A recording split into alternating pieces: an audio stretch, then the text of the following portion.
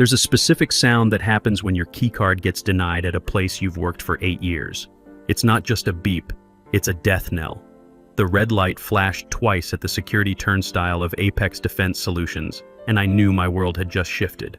I'm Andrew Richardson, 47 years old, and I'd been building cybersecurity systems since before these kids knew what an encryption protocol was. The new guard, couldn't have been older than 25, looked up from his tablet with that apologetic expression they teach in customer service training. "Sir, your badge isn't working. You'll need to sign in at the visitor kiosk." Visitor kiosk.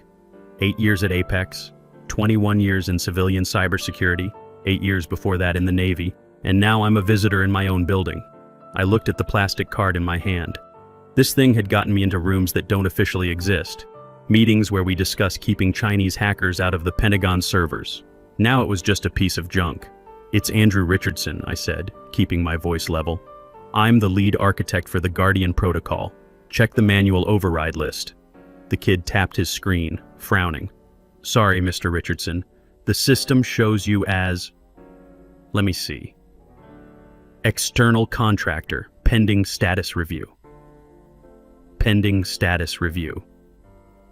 Those words hit me like ice water. I'd been at Apex since before this building was finished, before half the current staff was hired. I designed the network architecture that this kid's computer was running on right now. Fine. I walked over to the iPad on the stand and typed in my information. Name, Andrew Richardson. Person visiting, Madison Hayes. The machine spat out a flimsy paper badge that I stuck to my shirt like a scarlet letter. As I waited for the elevator, my mind ran diagnostics. What had changed? The Guardian project was 90% complete. We were weeks away from final naval research review. The only variable that had shifted was management. Old VP retired to Florida last month, and in came Madison Hayes with her Stanford MBA and 8 years of McKinsey consulting. Madison, who thought our cybersecurity protocols were legacy systems that needed digital transformation. The elevator dinged. I stepped in with a bunch of junior analysts scrolling their phones. They had no idea the security running their devices was based on algorithms I wrote in 2016 when I was still getting my feet wet in civilian defense contracting. 40th floor. Usually this place hummed with focused energy. Today felt different, performative somehow. People walking faster, talking louder, carrying stacks of papers that probably said nothing important. I headed straight to my office, the corner one with the view of the Potomac River. The door was open. Inside, 2 facilities guys were wheeling in a whiteboard on casters. My desk, the oak one where I'd mapped out the security architecture for half the East Coast's critical infrastructure, was gone. In its place sat 4 ergonomic chairs, around a glass table. "Excuse me," I said. The guys looked guilty, like kids caught with their hands in the cookie jar. "Where's my equipment, the secure terminals that were in here?" "Ms. Hayes had everything moved," one of them said, wiping sweat off his forehead. "Said she was repurposing the space for collaborative ideation. Your stuff's in the annex, cube 14B, the annex.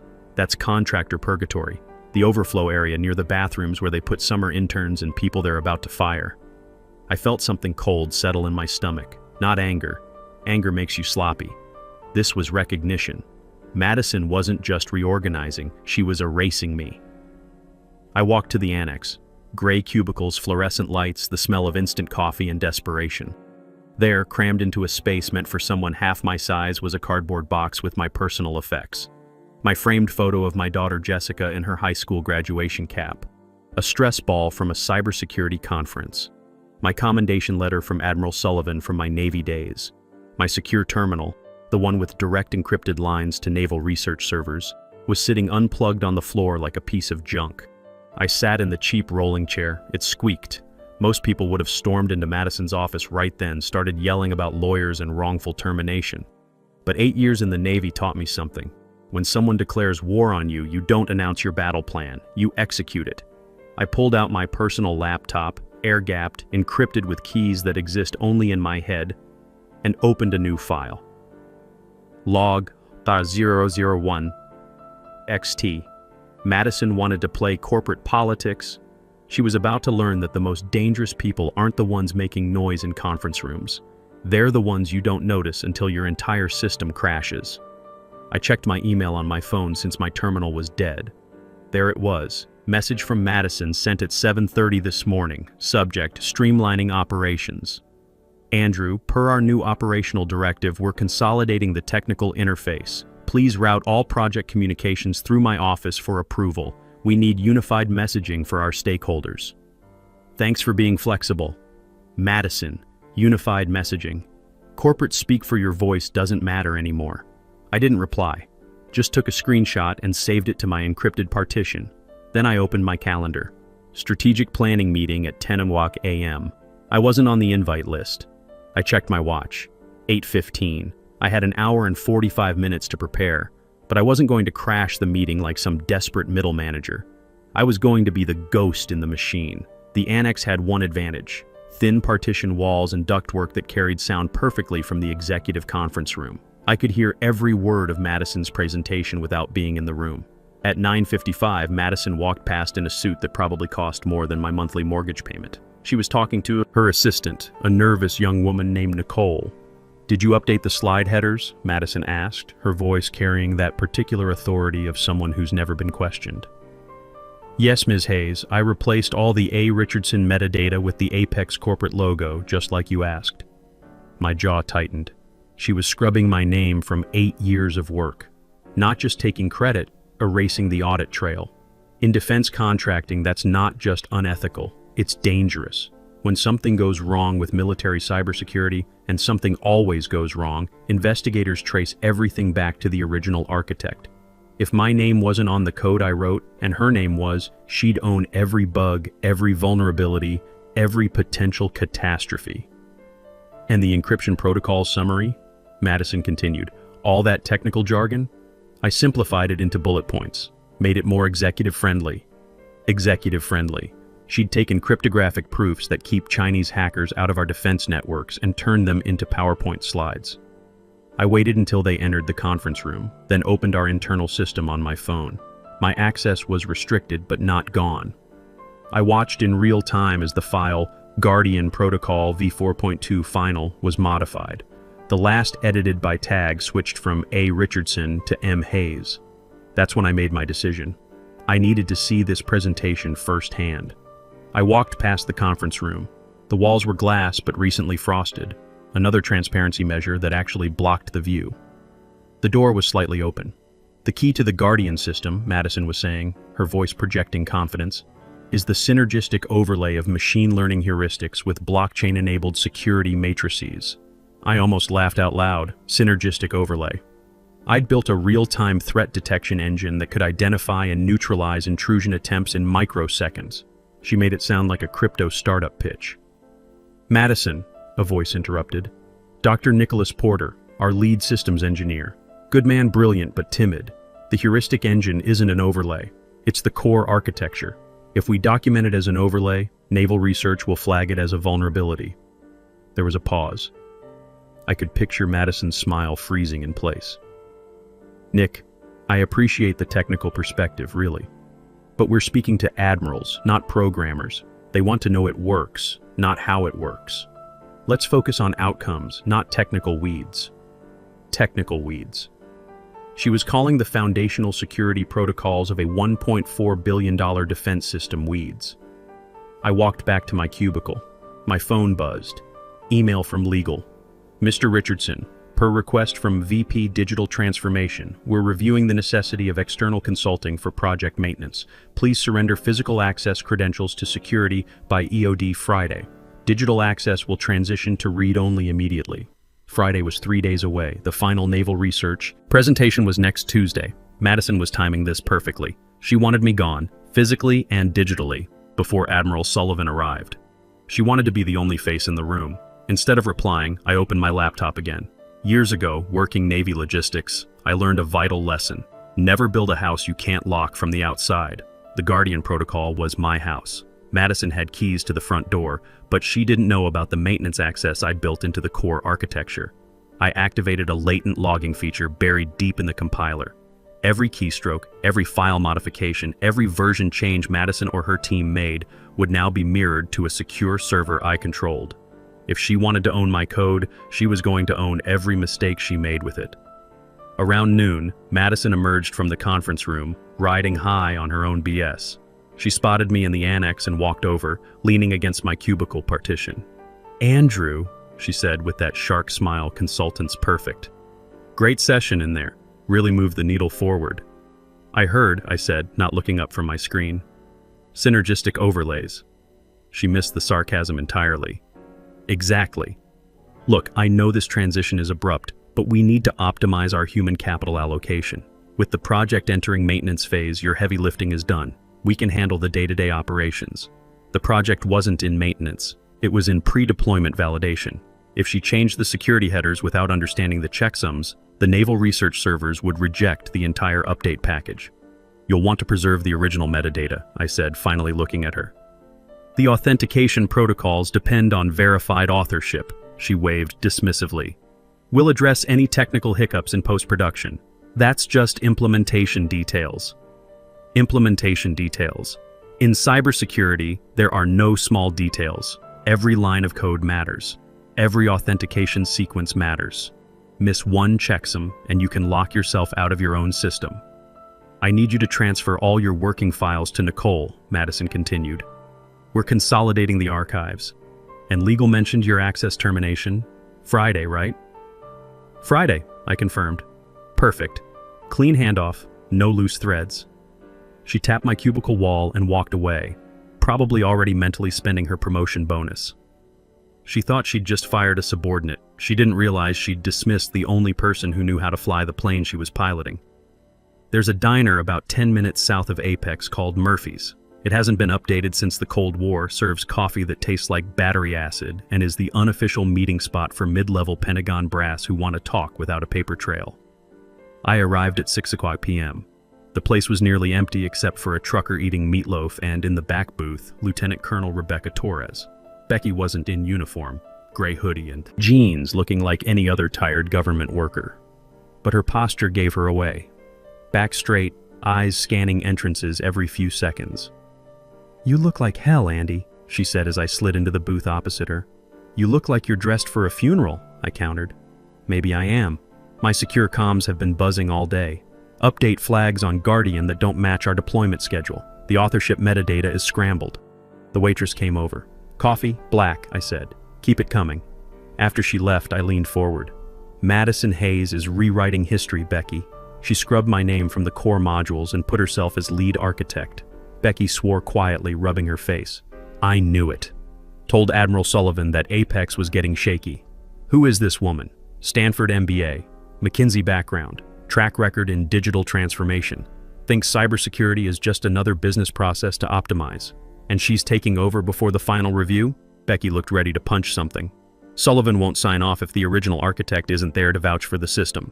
Madison thinks she can vouch for it. She's got the board convinced she's some kind of innovation genius." I reached into my jacket and pulled out a small, ruggedized external drive. Black, heavy, unassuming. "What's this?" Becky asked. "Insurance," I said, sliding it across the table. "Source code as of this morning, digitally signed with my private key. Also contains logs of every change Madison has made, every safety protocol she's bypassed, every email where she calls my security measures legacy thinking." Becky covered the drive with her hand. "You want me to hold this? I want you to keep it offline until Tuesday. When Madison's presentation crashes and burns, Admiral Sullivan is going to want answers. This drive contains all of them. You sound awfully confident it'll crash." I looked out the window at the parking lot. A single streetlight was flickering. "Madison thinks Guardian is a product. She doesn't understand it's a living system. She doesn't know that I built a dependency into the core logic, a manual verification handshake required from the lead architect every 45 days.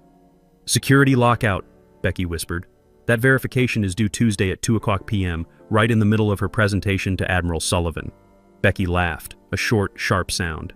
"You're ruthless, Andy. I'm quality control," I corrected, picking up the check. Madison wanted unified messaging. She's about to get it. The next morning, I made the obligatory trip to HR. In corporate America, HR isn't neutral arbitration. It's the company's immune system, designed to identify and eliminate threats. Right now, I was the virus. I sat across from Timothy Stevens, mid-30s with a smile that looked focus grouped. His office was full of motivational posters. Teamwork makes the dream work.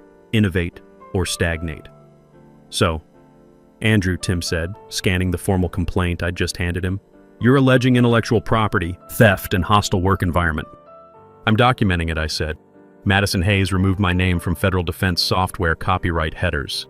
That violates federal acquisition regulations. She's also instructed staff to bypass mandatory security protocols. Tim sighed like he was dealing with a toddler. Andrew, look, Madison is very dynamic. Her leadership style is transformational. Sometimes change feels uncomfortable, but we have to embrace the bigger picture. She's building a cohesive brand narrative. Brand narrative? My voice dropped an octave. We're building cybersecurity systems for the Navy, not selling yoga mats. If the narrative is wrong, people die. See, this is the mindset I've been hearing about. Rigid thinking, not adaptable to our new culture. Tim tapped his pen on the desk. Your contract ends Friday anyway. Maybe it's best to just move forward. Take your severance, enjoy some time off. Why create unnecessary conflict? I stood up. I'm not creating conflict. I'm reporting a security breach. Tim didn't write anything down, didn't open a file, just smiled that plastic smile. I'll make note of your concerns, Andrew. But honestly, the executive team is very pleased with Madison's direction. I walked out. I'd done my duty, filed the paperwork. The system had failed to self-correct. Now I was free to implement manual override. Thursday afternoon, I waited until lunch. The office cleared out around 12:30. Madison always took 2-hour lunches with strategic partners, usually just networking at the country club. The bullpen was quiet. I opened my laptop and connected to the internal network. Madison, in her infinite wisdom, had streamlined admin permissions when she took over. She'd given herself super user access across all systems, but she hadn't bothered changing the default root password on the backup server cluster. Login, admin, password, admin123. I stared at the screen. 29 years of cybersecurity experience, millions of dollars in defense infrastructure, and the VP's password was admin123. It was insulting, but I was in. I navigated to the Guardian Core directory and found the presentation files Madison planned to demo Tuesday. I didn't delete anything. That would be sabotage. Instead, I found the 3 modules responsible for the graphical interface, all those pretty charts and real-time displays Madison loved showing off to executives. I applied a light encryption layer to them. Nothing heavy, just enough that the system would need to verify the user's credentials before rendering the graphics. Since the author was now listed as M. Hayes, the system would check her digital signature against the code's hash. Madison had never written a line of code in her life. The hashes wouldn't match. The system wouldn't crash. It would just refuse to display anything except raw error logs, specifically error 4003. Author verification failed. Contact system administrator. I set the encryption to activate on a timer, Tuesday, 1:59 p.m. 1 minute before showtime. While I was in the system, I found the email Madison had sent to the CFO that Tim had hinted about. Subject, Richardson's situation. Don't worry about his complaints. He's old school Navy, doesn't understand agile methodologies. I'll have him out by Friday. Once he's gone, we can reallocate his $180K budget line to my innovation initiatives. Who needs a legacy architect for basic maintenance? Basic maintenance. She thought 29 years of my experience was basic maintenance. I saved the email. Then I did something petty. I admit it. I went into the digital cafeteria menu and changed Tuesday's lunch special from Taco Tuesday to Pink Slip Tuesday. Nobody would notice until it was too late.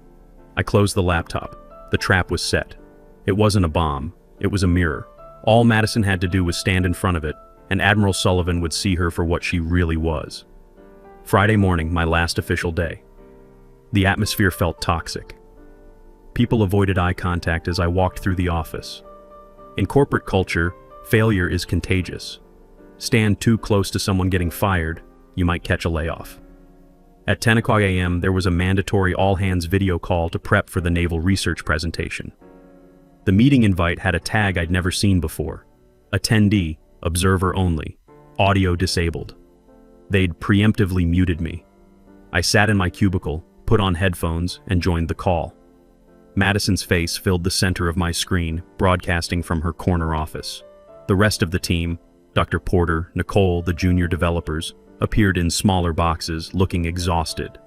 "Team," Madison began, voice booming with artificial enthusiasm. "This is our championship moment. Tuesday is going to define Apex defense solutions for the next decade.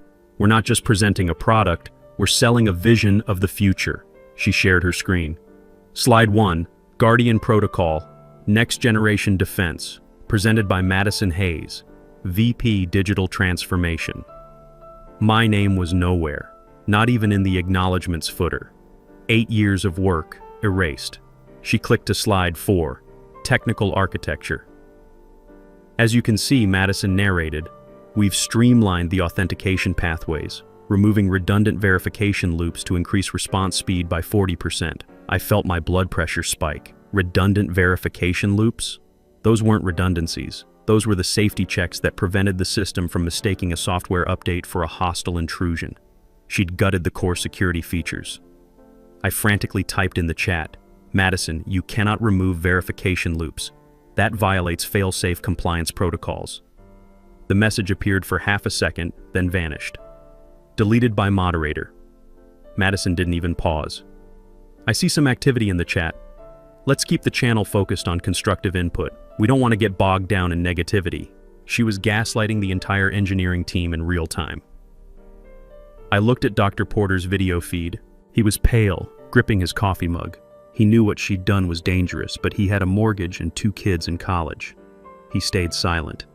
At 4:45 p.m., a security guard appeared at my cubicle. Not Rick, the usual guy who'd ask about my daughter's college plans. This was someone new, young, looking uncomfortable. Mr. Richardson, he said, holding a cardboard box. Ms. Hayes asked me to escort you out. I need your badge and laptop. I stood up, buttoned my jacket, picked up the photo of Jessica. It's okay, I told him. You're just following orders. I handed him my badge, that piece of plastic that had been my identity for 8 years. I handed him my company laptop. The guard recited the script. You're not permitted back on the premises without prior authorization. Don't worry, I said. I won't need a badge where I'm going. Tuesday morning broke gray and cold. Rain drummed against my windshield as I drove toward Apex. It felt like appropriate weather for demolition. I arrived at 1:30 p.m. The presentation was scheduled for 2 o'clock. The parking lot was full of black government sedans. Admiral Sullivan's entourage had arrived. I walked to the main entrance. The young guard saw me approaching and reached for his radio, panic in his eyes. Mr. Richardson, he stammered, I can't. Ms. Hayes specifically said. I stopped, looked him in the eye, reached into my jacket and pulled out a different badge, not an Apex corporate ID, but a Department of Defense contractor credential issued directly by Naval Research. It had a gold chip that granted access to any facility hosting classified military projects. I'm not here as an Apex employee, son, I said calmly. I'm here as a federal asset conducting a security audit. If you obstruct me, you're interfering with a Pentagon investigation. You want to explain that to the Marines outside? The guard's face went white. He looked at the badge, then at the black sedans, then back at me. He lowered his radio. Go ahead, sir. I took the elevator to the 40th floor. The hallway was empty, the entire floor cleared for VIPs. Fresh flowers lined the corridor leading to the boardroom. Lilies. They smelled like a funeral. I reached the heavy oak doors and heard voices inside. Laughter, the clink of china, casual conversation before the storm. I smoothed my dress blues, took a breath, and pushed the doors open. The room froze. Admiral Sullivan sat at the head of the oval table, looking like a granite monument in his dress uniform. Beside him was Becky, who gave me the slightest nod. On the other side sat the Apex executives, CEO, CFO, and Madison. Madison was standing near the projection screen, holding a laser pointer. When she saw me, her confident smile faltered for just a fraction of a second before rebuilding into a mask of annoyed condescension. Andrew, she said loud enough for everyone to hear. I wasn't expecting you today. She walked toward me, positioning herself to block my view of Admiral Sullivan. Her voice dropped to a hiss. What the hell are you doing here? Security has explicit instructions. I'm here for the presentation, Madison, I said calmly. I'm the system architect. She laughed, sharp, incredulous. Put a hand on my shoulder, patronizing and heavy. Andrew, I appreciate your past contributions. Really. But this is a strategic level discussion. We need the right people in the room. She turned to address Admiral Sullivan, smiling apologetically. Sorry about this, Admiral. Internal miscommunication. She turned back to me, eyes dead and cold. Contractors, wait outside, Andrew. There's a chair in the hallway. The room was silent. Nobody spoke. They were letting her erase me in front of the man I'd served under for 2 years. Is that your final decision, Ms. Hayes? I asked. It is. Please leave. I turned around, started walking toward the door, one step away from letting the building burn down behind me. Hold on. Admiral Sullivan's voice was gravel and thunder. I stopped, my hand hovering over the brass door handle. Sullivan stood up. The sound of his chair scraping back was like a gunshot in the silent room. Madison, he said, walking around the table. Did you just refer to Mr. Richardson as a contractor? Madison blinked, her smile wavering. Well, yes, Admiral. In our corporate structure... I don't give a damn about your corporate structure. Sullivan's voice cut through her explanation like a blade. Mr. Richardson wrote the encryption protocols that protect our submarine communications. If he walks out of this room, the Navy cancels this $1.4 billion contract. Are we clear? The CEO went pale. Admiral, we didn't realize... Obviously. Sullivan turned back to Madison. Now, Ms. Hayes, you were about to show us a live demonstration. Yes, sir, Madison said, her voice cracking. She scrambled to her laptop, hands shaking. The main screen flickered to life. I checked my watch. 1:59 p.m. Initializing Guardian Protocol, Madison announced. She hit enter. The screen went black. Then red text appeared. Critical error. 4003. Author verification failed. Contact System Administrator A. Richardson. The boardroom went dead silent. It's not a glitch, I said. It's a security feature. Since you removed my name from the authorization protocols, the system has identified you as a potential hostile actor. Madison stared at the screen. Fix it, she whispered. Andrew, please. I looked at Admiral Sullivan. He was smiling. Step away from the terminal, Sullivan ordered. I sat down, connected my laptop. Authorizing system override. Authentication key. Eagle 6, actual. The red screen vanished. The defense grid appeared, green lights pulsing. The simulation ran flawlessly. Guardian Protocol active, I reported. Sullivan nodded. Outstanding. He turned to the CEO. You have a leadership problem. Fix it. Madison walked out without looking at anyone. The next morning, the CEO called me personally. We'd like to offer you Chief Technology Officer, your budget, your team, your decisions, the salary. Figure made my eyes widen. $240,000. There's also the infrastructure expansion project, he continued. Admiral Sullivan specifically requested you as project lead. That afternoon, I moved back into my corner office. My secure terminals were reconnected and upgraded. Nicole stopped by around 3:00 p.m., grinning. Heard about your promotion, boss. Well deserved. An hour later, Admiral Sullivan called. I've got a new file for you. National Infrastructure Protection. Power, water, communications. Everything connected, everything vulnerable. A classified document appeared in my secure inbox. Project Fortress, National Infrastructure Resilience Network. Project Lead, A. Richardson. I opened the file. Legacy systems, incompatible protocols, bureaucratic red tape spanning 12 federal agencies. A cybersecurity engineer's nightmare. I smiled and cracked my knuckles. Jessica called that evening. Dad, I got into Virginia Tech's cybersecurity program. Full academic scholarship. That's incredible, Jess. I'm so proud. I want to follow in your footsteps, Dad. Build systems that protect people. After we hung up, I sat in my new office, looking out at the Potomac River. Madison had thought she could erase me, replace 29 years of experience with PowerPoint slides and buzzwords. She'd learned the hard way that in cybersecurity, competence isn't negotiable. I opened a new terminal window. Initialize Project Fortress XE. The cursor blinked, waiting for input. I was back where I belonged, in command of the code, building the future one secure protocol at a time. And nobody was taking my name off the system I built.